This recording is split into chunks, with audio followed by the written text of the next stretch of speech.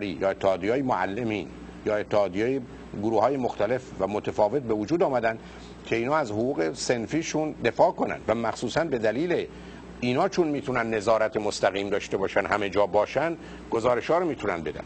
مثلا فرض کنید در امریکا سازمانی که برمیگرده به افراد به اونور 65 سال به اندازه کافی قدرت داره و به همین جهت است که چون اینا مواظب خودشون هستن و محیط به مقدار زیادی شفافه، وقتی یه چیزی رو تایید کنن یا رد کنن بیشتر اعضا اون رو میپذیرن، برای که میدونن از دقت لازم برخورداره، از بی‌طرفی کامل برخورداره، توش اونقدرها بازی و سیاه بازی و توطئه نیست. نمیخوام بگم اصلا نیست، برای که اون با انسان اصلا سازگاری نداره. نتیجتا ما یه سیستم حکومتی میخوایم شفاف. به همین جاست که حرفی که زده میشه این که بهترین حکومت ضعیفترین حکومته. بهترین حکومت حکومتی است که تقریبا قدرتی نداره و یا اون نظارتی که شما گفتید تو خود سیستم میتونه به صورتهای مختلف کنترل بشه، یعنی باید از مراحل مختلفی بگذره و وظیفه اون اصلاح سازمان‌های دیگه یه مقدار حتی نه تنها دقت، وسواس درباره اینکه مطمئن بشن فریبی و حقه و حیله‌ای در کار نیست. اگر البته ما به اینجا برسیم اونقدر مشکلی نخواهد بود، برای که همونطور که گفتم سیستم سیاسی ما هم یه شباهت و نزدیکی پیدا میکنه به بقیه زمینه‌های زندگی، به رابطه پدر مادر. من پدر خیلی از اوقات از قدرت خودم و از توانایی‌های خودم علیه بچه‌هام هم استفاده میکنم، چون مثلا دلم میخواد بخوابم به اونا میگم چرا اینقدر تلویزیون مثلا میبینید، که اونا رو بفرستم بخوابن که منم بتونم بخوابم. در اینجا واقعا حقیقت رو نمیگم که من چون خستم یا میخوام بخوابم صدای تلویزیون منو اذیت میکنه، بعد ببینم بچه‌ها چه میکنن بهشون توافقی برسم. بنابراین وقتی من پدر در ارتباط با فرزندم دارم از قدرتم سوء استفاده میکنم یا استفاده میکنم، من که نمیتونم انتظار داشته باشم آدمایی که نمیشناسمشون، اونم در موارد پیچیده، اونم با نگاهایی که دارن، این کارو نکنن. ولی اینجا قابل قبوله، یعنی شما همینقدر که پدر و مادر خوب، آگاه، مهربانی باشید، اشتباهاتی از این قبیل رو میشه بر شما بخشید به عنوان یه انسانی که ناقصه. سیستم حکومتی ما هم میتونه ناقص باشه، اما نه اینکه یه سیستمی باشه که تمام اصول رو زیر پا بگذاره و درش کسانی که خادمین مردمان یه دفعه اربابان مردم باشن و تعیین کننده و تصمیم گیرنده باشن. اصلا کسی بهشون نگفته شما برید حق دخالت در جان و مال و ناموس انسان‌ها رو دارید، کسی بهشون اصلا همچین حقی رو نده. حرف این بوده که اداره جامعه رو دارید. شما میاد قانون وضع میکنید که مثلا در نظام بازرگانی یا در سیستم بانکی یا در قوانین مدنی یا در قوانین جزا این قوانین چگونه باشند و شرایطی فراهم میکنید که عادلانه و منصفانه و در مسیر رشد و تکامل باشن. ما شما رو نفرستادیم که تصمیم بگیرید برای که من بمیرم یا زنده باشم، مثلا همچین قراری ما با هم نداشتیم. اینجاست که مسئله دموکراسی مطرح میشه و اینجاست که مسئله مثلا در امریکا فراخواندن یه عضو کنگره یا مجلس را مطرحه یا ایمپیچ کردن و برگردوندن حتی رئیس جمهور مطرحه. رئیس جمهوری که مردم انتخاب کردن میتونن از کار برکنارش کنن یا شرایطی براش وجود داره که خودش مانند نیکسون استعفا بده. اینا اون موارد و مواضعی است که تو سیستم‌های دموکراسی کم و بیش اعمال میشه. مثلا فقط درباره درجه است، هیچ کس نگفته دموکراسی یا دموکراسی امریکا یا اروپا کامل، ابدا. شما میخواد بگید عیب و نقص داره، الان داره، 5 میلیون سال دیگه هم خواهد داشت. انسان همه کاراش ناقص، انسان اصلا با کمال سر و کاری نداره، مهم فقط درجاتشه.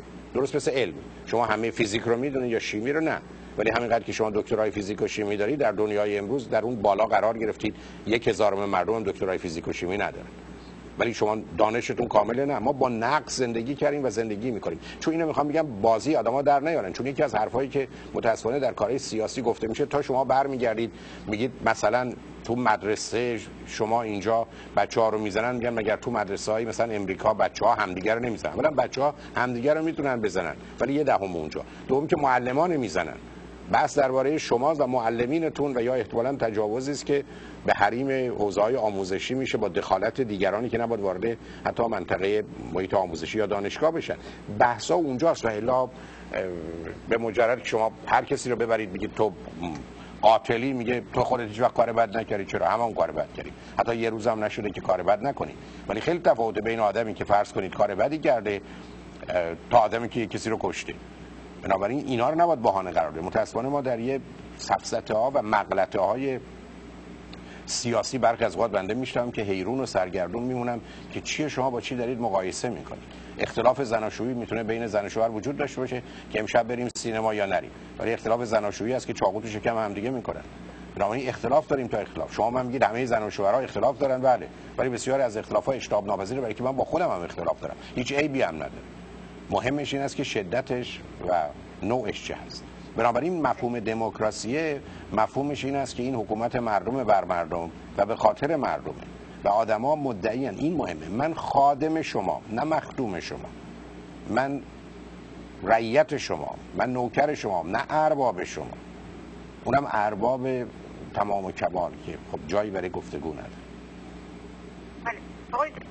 بفرمایید.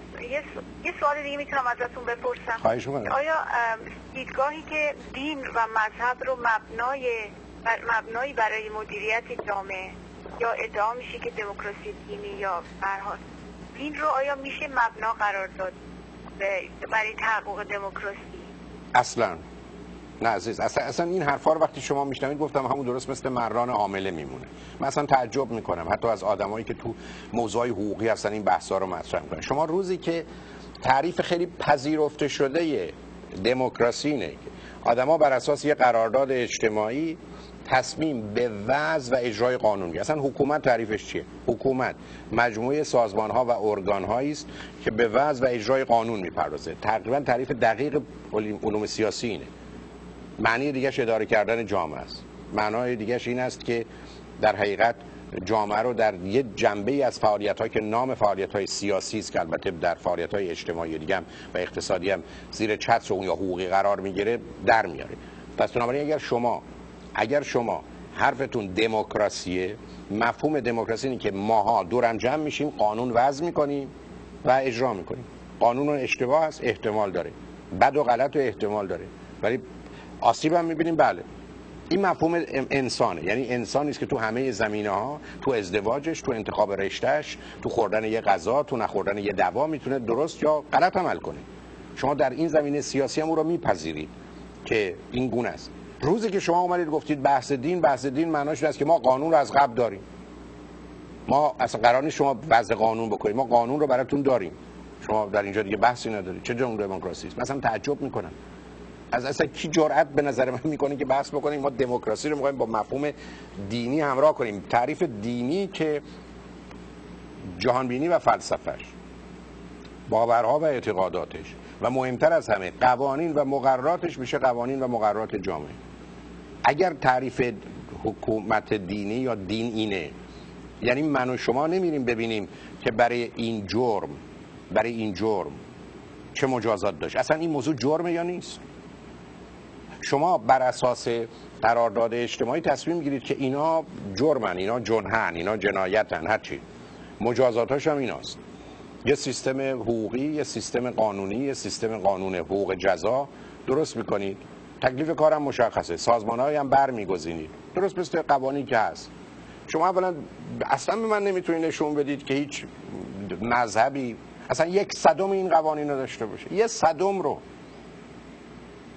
به همین جهت است که جایی هستن برای همچی گفتگوها نمیونه. بنده بارها عرض کردم تمام کتابای مذهبی جهان رو، هر کی ادعا میکنه مذهب داره، مثلا مهم نیست درست و غلط از نظر من شما، هر کی میگه من دین دارم، شما کتاباشو جمع کنید، تمام مطالبی که درباره بهداشت و پزشکی گفتن درس یه روز دانشکده هم نمیشه. دانشکده پزشکی یه روز. تمام این قوانین و مقرراتی که شما جمع بکنید در دنیای پیچیده امروز حتی 1%، 5% مسائل جهان رو اصلا در بر نمیگیره. ما توی دنیای دیگری هستیم. مثلا تعجب میکنم از این گفتگوها.